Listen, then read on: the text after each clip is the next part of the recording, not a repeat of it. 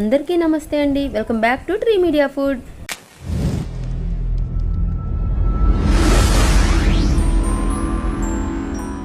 ఎలా ఉన్నారు అందరూ? ఈరోజు నేను మీకు మునక్కాయ పప్పుచారు లేదా మునక్కాయ సాంబార్ ఎలా పెట్టాలో చూపించబోతున్నానండి. ఏంది పప్పుచారు సాంబార్లు కూడా చూపిస్తావా తల్లా అని అనుకుంటున్నారా? అలా అనుకోమాకండి.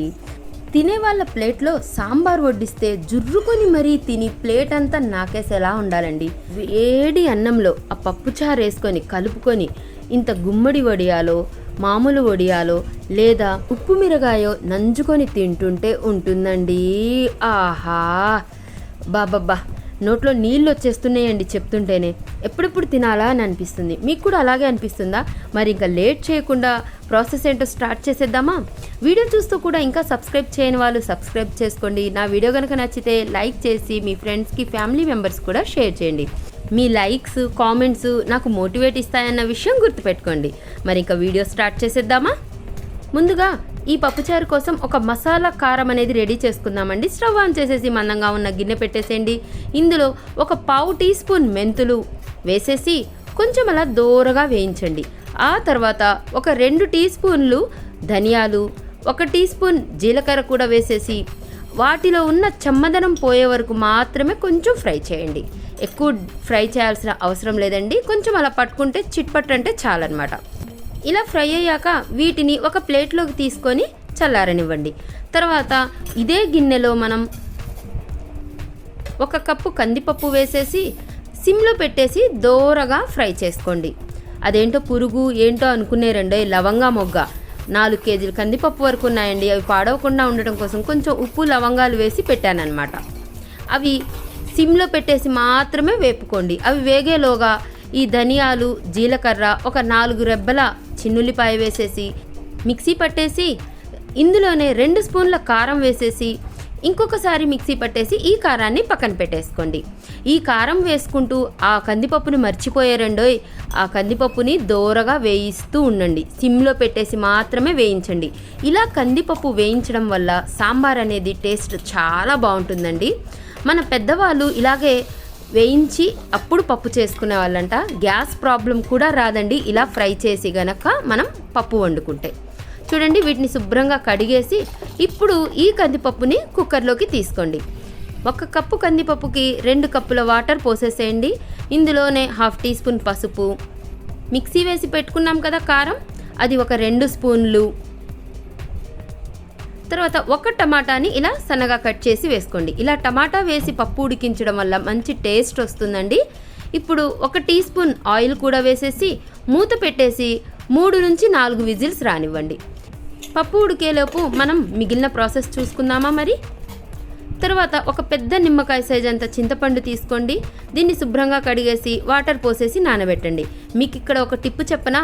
వేడి నీళ్ళల్లో నానబెట్టండి, చాలా ఈజీగా వస్తుందండి చింతపండు రసం అనేది. తర్వాత కూరగాయ ముక్కలు తీసుకుందాము. ఇలా 2 మునక్కాయలు అంటే దాదాపు 15 ముక్కలు అయ్యాయండి. అవి చిన్న చిన్న ముక్కలుగా ఇలా కట్ చేసి పెట్టుకోండి. తర్వాత ఒక పెద్ద టమాటా సన్న ముక్కలుగా తరిగాను. ఒక 4 నుంచి 5 పచ్చిమిరపకాయలు కట్ చేసి పెట్టుకున్నాను. ఒక పెద్ద ఉల్లిపాయ ఇలా సన్నగా తరిగాను. ఒక క్యారెట్ని కూడా ఇలా కట్ చేసి పెట్టుకున్నానండి. క్యారెట్ అనేది ఆప్షనల్ అండి. కూరగాయ ముక్కలు ఏవైనా వేసుకోవచ్చండి. బంగాళదుంప వేసుకోవచ్చు, బెండకాయ వేసుకోవచ్చు, దొండకాయ వేసుకోవచ్చు. మీ దగ్గర ఏవి అవైలబుల్ ఉంటే అవి వేసుకోవచ్చండి. ఈ పప్పుచారు అనేది బాగా టేస్టీగా వస్తుందన్నమాట. తర్వాత వంకాయను కూడా కట్ చేసి ఉప్పు నీటిలో వేసేసుకున్నాను అనమాట. ఒక 2 లేదా 3 వంకాయలు కట్ చేసి వేసుకోండి. ఇప్పుడు ఇంకా పప్పు విజిల్స్ వచ్చేసాయండి. నేను అది పక్కన పెట్టేసుకున్నాను. ఇప్పుడు మళ్ళీ స్టవ్ ఆన్ చేసేసి గిన్నె పెట్టేసుకొని 1 లేదా 2 స్పూన్ల వరకు ఆయిల్ పోసుకొని ఆయిల్ హీట్ అయ్యాక మనం కట్ చేసి పెట్టుకున్న ఈ కూరగాయ ముక్కలు ఉన్నాయి కదా, ఇవన్నీ వేసేసుకోండి. 1 బై 1 వేసేసుకోండి. ఇవి ఫ్రై చేయాల్సిన అవసరం లేదండి, జస్ట్ మగ్గడానికి వేస్తున్నాను అనమాట. ఇలా కొంచెం ఉడికితే చాలా బాగుంటుంది. దీంట్లో పావు టేబుల్ స్పూను పసుపు, రుచికి సరిపడినంత ఉప్పు, ఇంకొక 2 స్పూన్ల కారం. ఇందాక ఒక 2 స్పూన్లు, ఇప్పుడు 2 స్పూన్లు సరిపోతుందండి ఇంకా పప్పుచారు మొత్తానికి. ఇలా కలిపేసి సిమ్లో పెట్టేసి మూత పెట్టేసి ఒక 5 మినిట్స్ మగ్గనివ్వండి. మధ్యలో కలుపుకుంటూ 5 మినిట్స్ తర్వాత ఇలా డ్రై అయిపోతుందండి. అప్పుడు ఒక 1/2 కప్పు వరకు వాటర్ యాడ్ చేసుకోండి. ఉప్పు కారాలు అనేవి మీ టేస్ట్కి తగ్గట్టు కొంచెం తక్కువ ఎక్కువ చేసుకోవచ్చు అనమాట. పర్ఫెక్ట్గా సరిపోతాయండి. కావాలి పసిపిల్లలు ఉన్నారు అనుకుంటే కొంచెం తక్కువ చేసుకోండి కారాన్ని. మరొక వైపు ఈ ఉడికిన పప్పుని మెత్తగా స్మాష్ చేసుకుందాము. ఒక 2 రెబ్బల కరివేపాకు, ఒక గుప్పెడు కొత్తిమీర వేసేసి కొంచెం ఉప్పు కూడా వేసేసి మీ దగ్గర కనుక పప్పు గుత్తి ఉంటే దీంతో ఎనుపుకోండి. కొంచెం కొంచెం వాటర్ యాడ్ చేస్తూ ఎనుపుకోండి. మీకు ఆల్రెడీ పప్పులో వాటర్ ఉంటే వేయాల్సిన అవసరం లేదండి. నేను ఈ చింతపండులోని వాటరే కొంచెం అలా వేస్తూ ఇదిగోండి ఇలా మెత్తగా చేసుకున్నాను. ఇలా ఎనుపుకోవడం రాకపోతే మిక్సీ అయినా వేసుకోవచ్చండి.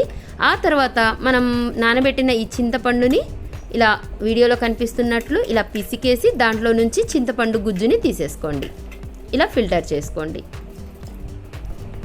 మనం కూరగాయ ముక్కల్ని అలా ఉడికించడం వల్ల మునక్కాయ కానివ్వండి ఆ ముక్కలన్నీ బాగా ఉప్పు కారం పట్టి బాగుంటుందండి టేస్ట్.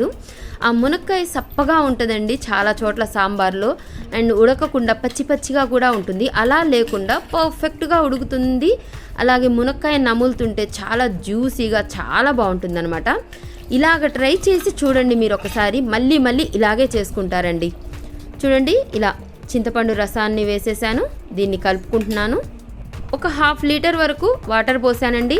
మనం ఆ కూరగాయ ముక్కల్ని కలిపాక చిక్కదనాన్ని బట్టి వాటర్ యాడ్ చేసుకుందాము. పులుపు చిక్కదనాన్ని బట్టి. ఇది ఉడికిపోయిందండి, బాగా మెత్తగా అయిపోయాయి. ఇప్పుడు ఇవి తీసుకొని ఈ పప్పుచారులో వేసేసుకోండి. ఒకసారి కలిపి చూడండి, బాగా చిక్కగా ఉంది. సో మనకి ఇంకా వాటర్ పడతాయి. ఇంకొక 1/2 లీటర్ వరకు వాటర్ యాడ్ చేసుకోండి. దాదాపు ఒక 1 లీటర్ వరకు వాటర్ యాడ్ చేశానండి. చూడండి ఒకసారి టేస్ట్ చూసుకోండి. పులుపు తగ్గినా కారం ఉప్పు ఏది తగ్గినా ఆ స్టేజ్లో వేసుకోవచ్చు అనమాట. తర్వాత స్టవ్ ఆన్ చేసేసి ఈ కుక్కర్ని పెట్టేసేయండి పప్పుచారుని. దీన్ని ఒక్కసారి కలిపేసుకుందాము. ఇప్పుడు మూత పెట్టేసి దీన్ని ఉడికించుకుందాం. ఇది పొంగే ఛాన్సెస్ ఉంటాయండి. సో మూత సైడ్కి పెట్టండి. చూడండి పొంగు వస్తుంది. ఒక 10 మినిట్స్కి పొంగు వస్తుంది అనమాట. హై ఫ్లేమ్లోనే పెట్టానండి. పొంగు వచ్చిన తర్వాత మీడియం ఫ్లేమ్లో పెట్టేసి ఒక 10 మినిట్స్ మరిగించుకోండి. చూడండి ఒక 10 మినిట్స్ మరిగిన తర్వాత ఇలా ఉందన్నమాట. ఇది వేడి మీద కొంచెం పల్చగా అనిపించినా చల్లారాక చిక్కబడుతుందండి. సో ఇంకా అది దింపేసి ఇప్పుడు ఇంకా పప్పుచారుని తాలింపు పెట్టేసుకుందాము. స్టవ్ ఆన్ చేసి గిన్నె పెట్టేసి ఆయిల్ వేసుకోండి. ఒక 5-6 టేబుల్ స్పూన్ల ఆయిల్ వేయండి. ఇదేంటి తాలింపు అని చెప్పేసి ఏంటో చూపిస్తుంది అని అనుకుంటున్నారా? ఇవి గుమ్మడి వడియాలండి. వాటితో పాటు ఉప్పు మిరపకాయలు, అదే పెరుగు మిరపకాయలు అంటారు కదా, అవి అన్నమాట. ఈ వడియాలు ఊర మిరపకాయలు ఇలా నంచుకోవడానికి లేకపోతే పప్పుచారుతో అన్నం తిన్నట్టే అనిపించదండి.